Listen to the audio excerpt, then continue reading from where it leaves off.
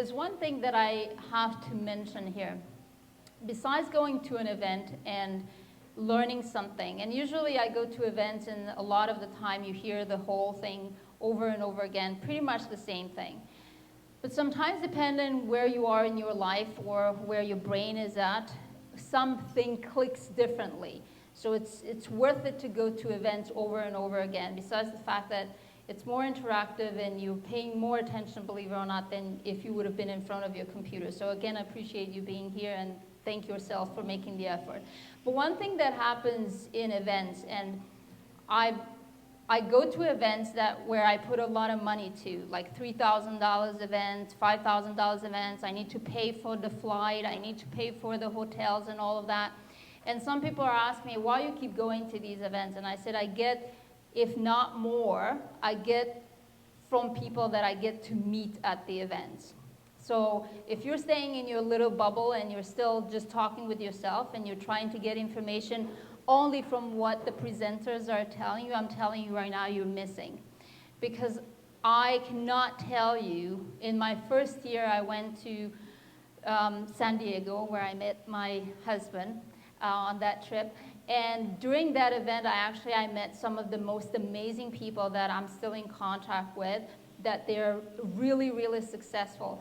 That event that cost me a lot of money at the time, because I didn't have money at the time, paid off so many times because they became my accountability partners, my role play partners, my mentors, my asking questions. So if you're at an event and during the lunch while you're eating, you're actually not exchanging phone numbers, not just talking with someone to get inspired on a second, but exchanging phone numbers, and you be the one after. Don't expect, it's very rare that I go to an event and people are like, oh wow, I want to touch base with you, and I'm not interested in that. I'm interested in the connections that I have control over, that I'm going to make contact with.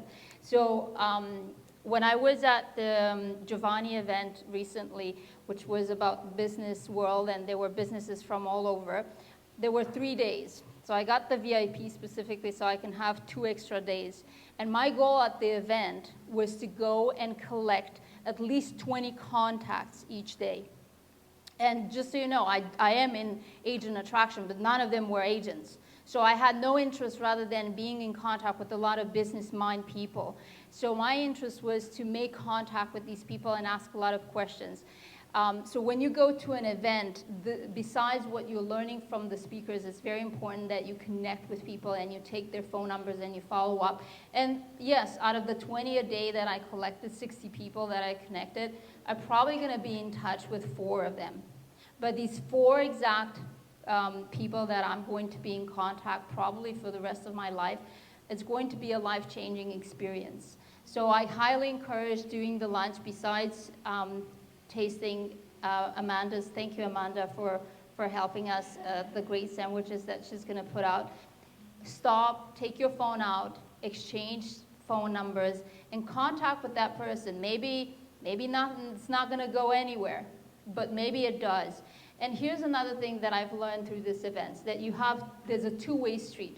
You're probably going to find people that are really amazing that you could learn from. But here's the gift that keeps on coming back to you. If you make contact with someone that you could help, I'll tell you what happens. When you help someone, all you do, you remind yourself of the things that you have to do.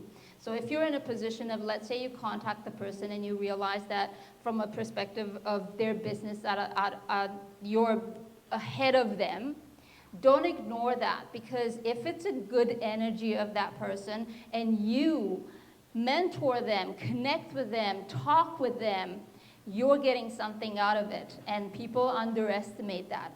I have so many conversations with agents, you won't even believe it. I even have conversations with my daughter's friends, which are 20 years old kids. I had an hour and a half last night with one of them, and I'll do it any time, because the second I finish that, the amount of energy and good positive energy that I have by mentoring someone, it puts me into a head frame that allows me to do so much more. So don't underestimate when you can actually take someone, maybe you're not at a $500,000 GCI, maybe You're not at a million, but maybe you can help someone who's at a 10 or that just started. When you have the opportunity to talk, what's your name? Sorry, I picked on you twice today. Yes. Omar. So if you take Omar's phone number, because you've been in real estate, most of you, I know you, and you talk with him and you say, you know what, I'm going to spend 20 minutes out of my time, because when I'm going to give something to Omar, his energy is going to give back to me. And that's going to be a reminder to me to what I need to do for myself.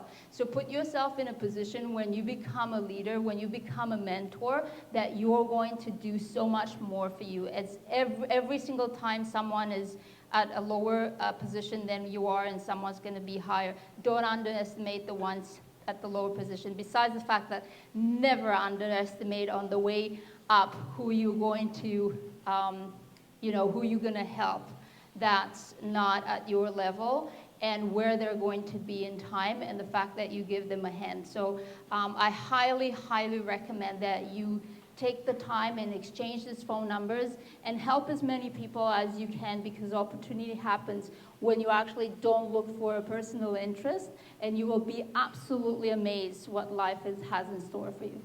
Okay, so let's eat, guys, and exchange phone numbers.